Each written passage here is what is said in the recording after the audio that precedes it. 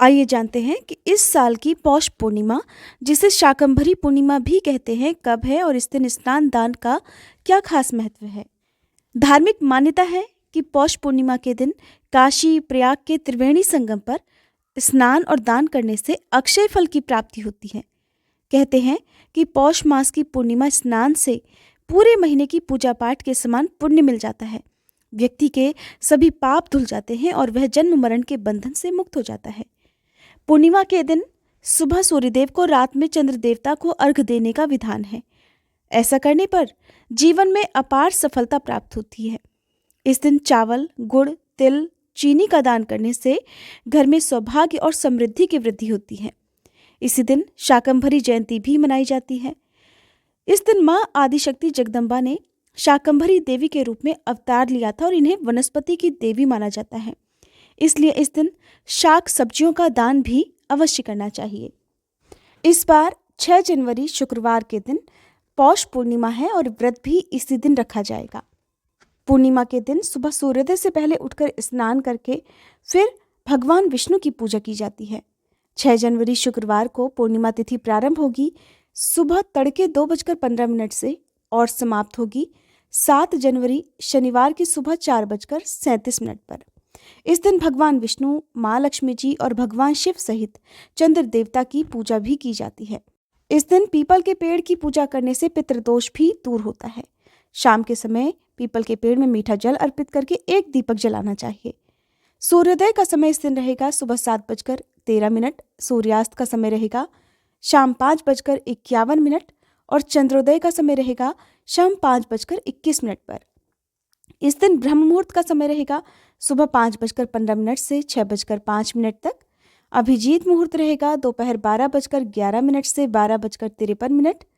अमृत काल का समय रहेगा दोपहर 1:04 से 2:51 तक। राहु काल का समय रहेगा जो कि अशुभ मुहूर्त होता है 10:30 से दोपहर 12 बजे तक। राहु काल के समय में पूजा पाठ या दान इत्यादि करने से बचना चाहिए, क्योंकि ऐसा कहा जाता है कि इस समय किया गया दान राहु और केतु ग्रह को चला जाता है।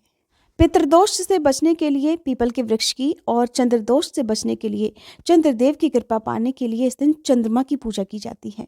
इस दिन सभी को देवी शाकंभरी की पूजा भी करनी चाहिए। माँ शाकंभरी का रंग नीला है। नील कमल के समान ही इनके नेत्र हैं। ये पद्मासना है, अर्थात कमल के पुष्प पर ही विराजमान रहती हैं। इनकी एक मुट्ठी में कमल का फूल रहता है और दूसरी मुट्ठी बाणों से भरी रहती है।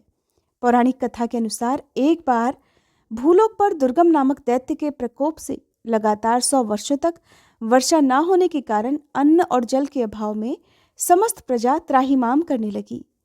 दुर्गम दैत्य ने देवताओं से चारों वेद चुरा लिए थे। तब देवी शाकंभरी ने दुर्गम दैत्य का वध करके देवताओं को पुनः वेद लौटाए थे। देवी शाकंभरी के 100 नेत्र हैं, इसीलिए इन्हें शताक्षी कहकर भी पुकारा जाता है। देवी ने जब अपने 100 नेत्रों से देवताओं की ओर देखा तब धरती हरी भरी हो गई। नदियों में जल की धारा बह चली, वृक्ष फल और औषधियों से भर गए। देवताओं का कष्ट दूर हो गया। देवी ने शरीर से उत्पन्न शाक से धरती का पालन किया। इसी कारण शाकंभरी नाम से प्रसिद्ध हुई। इसलिए आज के दिन गरीबों और जरूरतमंदों में अन्न, शाक यानी कि कच्ची सब्जियां, फल और जल का दान करना चाहिए। ऐसा करने से भक्तों पर देवी शाकंभरी प्रसन्न होती हैं और उन्हें अपार पुण्य की प्राप्ति होती है। पूर्णिमा की पूजा करने के लिए सुबह ब्रह्म मुहूर्त में उठकर घर की साफ सफाई करके फिर पवित्र जल से स्नान करना चाहिए। फिर जल के लोटे में काले तिल डालकर सूर्य देवता को ओम सूर्याय नमः इस मंत्र का जाप करते हुए अर्घ दिया जाता है। फिर घर के मंदिर में सबसे पहले भगवान गणेश जी की, विष्णु भगवान की, माँ लक्ष्मी जी की और भगवान शिव की पूजा की जाती है। जो लोग भी इस दिन पूर्णिमा का व्रत रखना चाहते हो उन्हें व्रत रखने का संकल्प लेना चाहिए।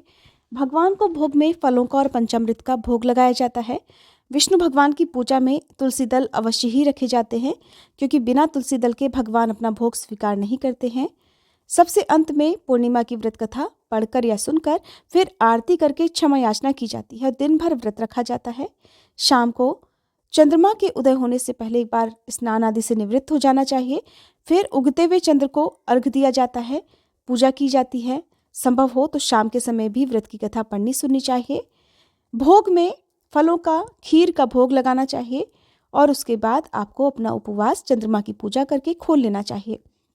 इस व्रत में जहाँ तक हो सके केवल फलाहार या फिर मीठा भोजन ही करना चाहिए और आज के दिन अपनी सामर्थ्य के अनुसार कुछ न कुछ दान जरूर करना चाहिए। इस प्रकार से पूर्णिमा का व्रत पूर्ण होता है।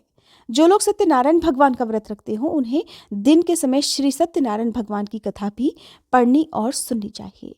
उम्मीद है ये वीडियो आपको पसंद आई होगी।